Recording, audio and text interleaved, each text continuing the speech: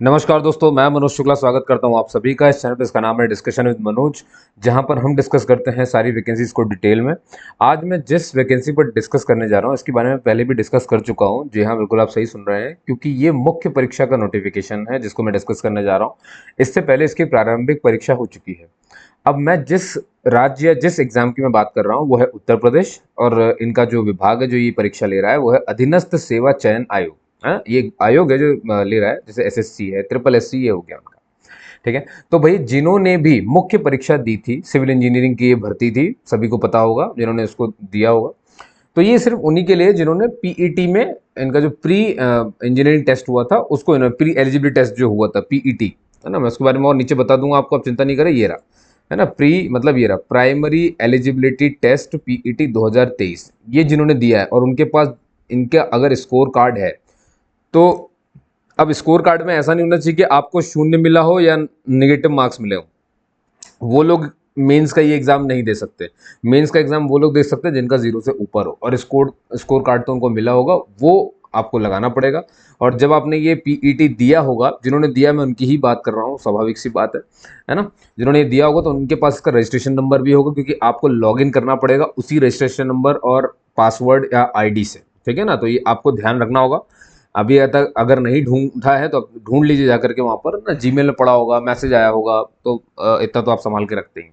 ठीक है ना, तो ये ध्यान रखना है, जिनके 0 है स्कोर कार्ड में या जिनके निगेटिव मार्किंग है वो लोग नहीं इसको भर सकते, जिनके पॉजिटिव है वो लोग इसे भर सकते हैं। ये आपको ध्यान रखना पहली बात।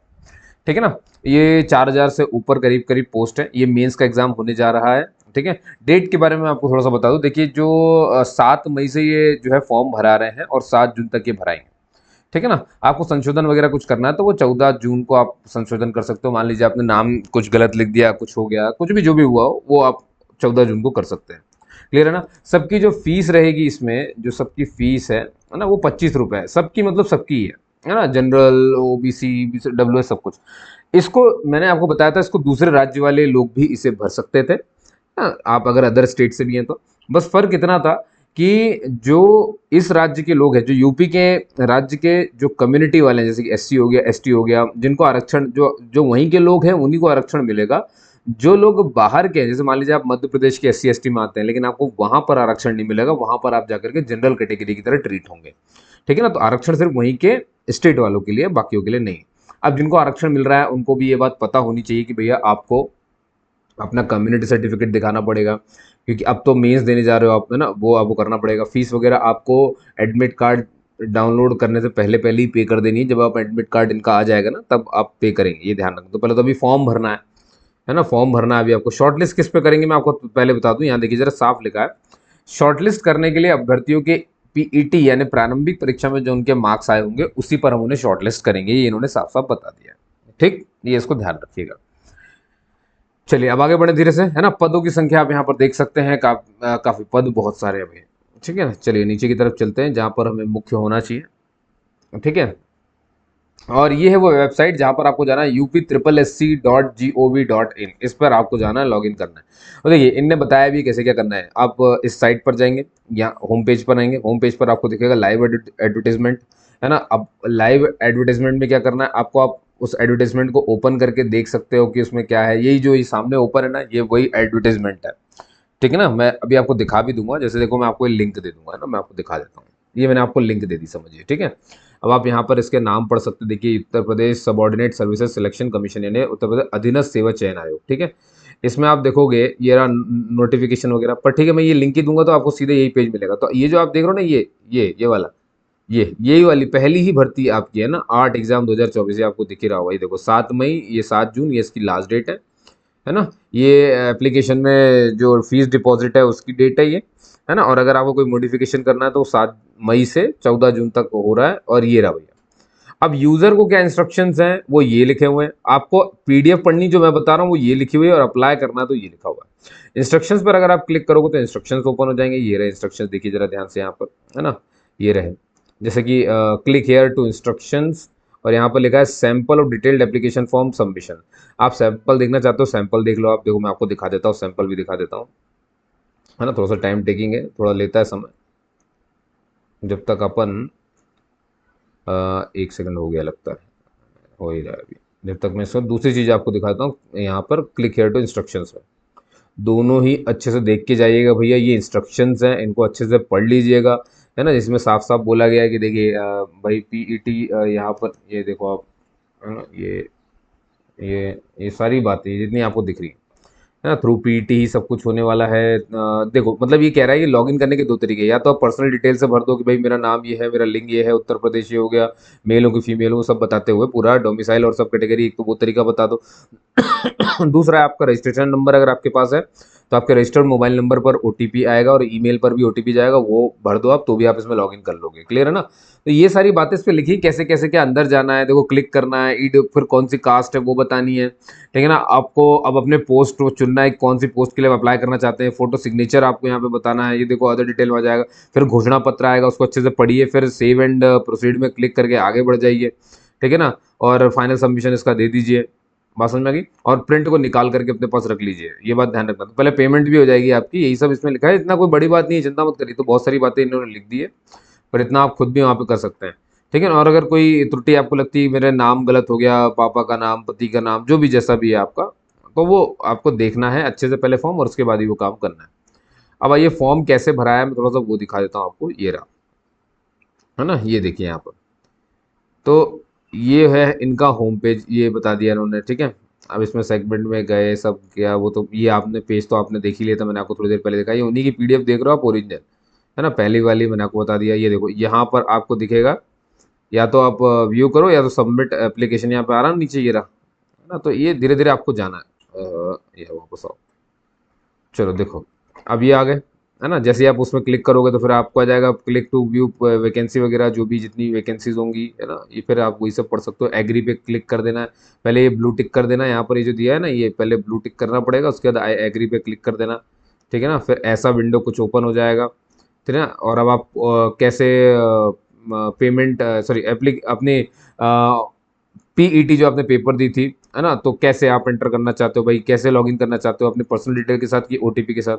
अब अगर पर्सनल डिटेल के साथ तो फिर पर्सनल डिटेल टच कर दो, फिर यहाँ पर आपको पीईटी का नंबर, डेट ऑफ बर्थ, देखो कैटेगरी वगैरह सब मांगेगा, और क्लिक हेयर टू, यहाँ पर आपको प्रोसीड दिख रहा है ना, ये वाला बटन, इसको दबा देना है, ठीक है ना। और यहाँ पर आ जाओ, फिर क्लियर ओके करके आगे बढ़ जाना है, ठीक है।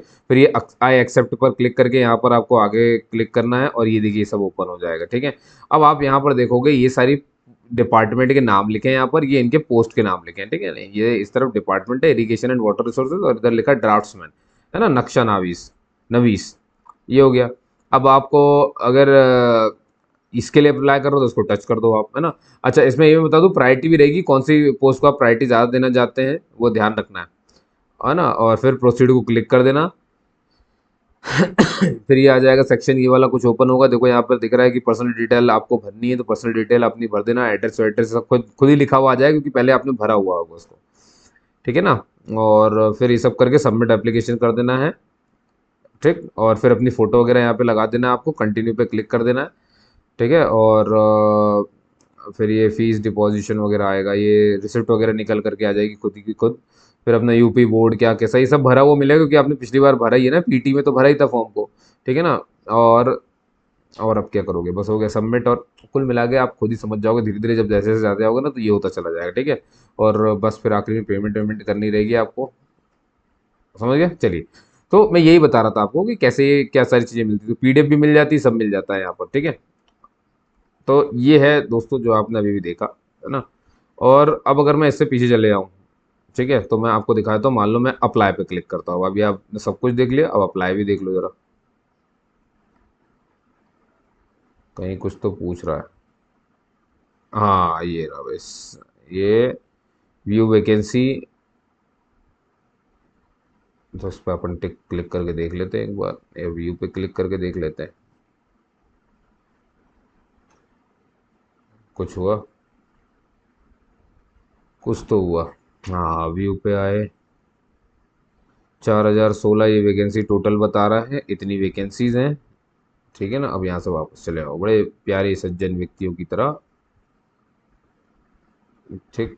अब एप्लीकेशन सबमिट करने के उसमें चले जाओ, ये देखो यहाँ पर आ गए ना, ये ओपन हो गया यहाँ पे, click here to view post और vacancy, junior examination, junior engineer का एग्जामिनेशन है, ये सब आते आते ये देखो मैंने आपको बताया था, इस पर क्लिक करना है, आई एग्री पे क्लिक करना है, समझिए। अब आपको किससे भरना है, जैसे मान लो किसी को भरना है इससे, तो मैंने ये भर दिया भाई, है ना, पर्सनल डिटेल से। अब यहाँ पर मुझे अपना पीटी का नंबर डालना पड़ेगा, ये सब करना पड़ेगा, फिर यहाँ पे क्लिक टू प्रोसीड पे क्लिक करके आगे बढ़ जाना पड़ेगा, समझ गया दोस्तों। तो उम्मीद करता हूँ आप ये समझ में आ रहे होंगे, ठीक है ना।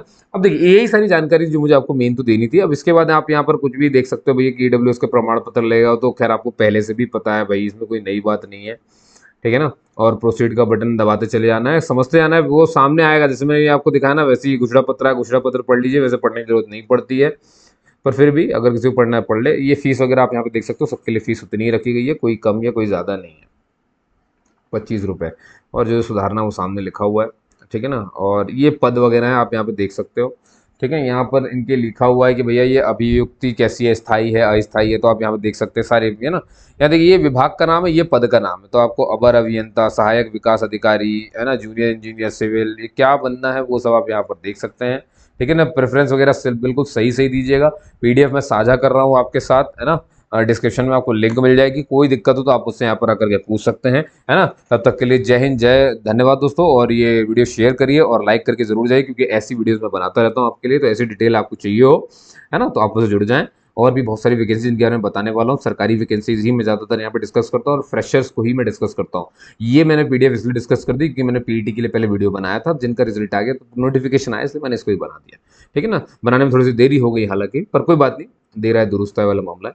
चलिए जय हिंद, जय भारत दोस्तों, मिलते हैं अगले लेक्चर में। सब्सक्राइब करके जरूर जाइएगा, है ना, अच्छा लगे तो लाइक करिए और शेयर भी कर दीजिएगा जो जानना चाहता हो उसको। धन्यवाद।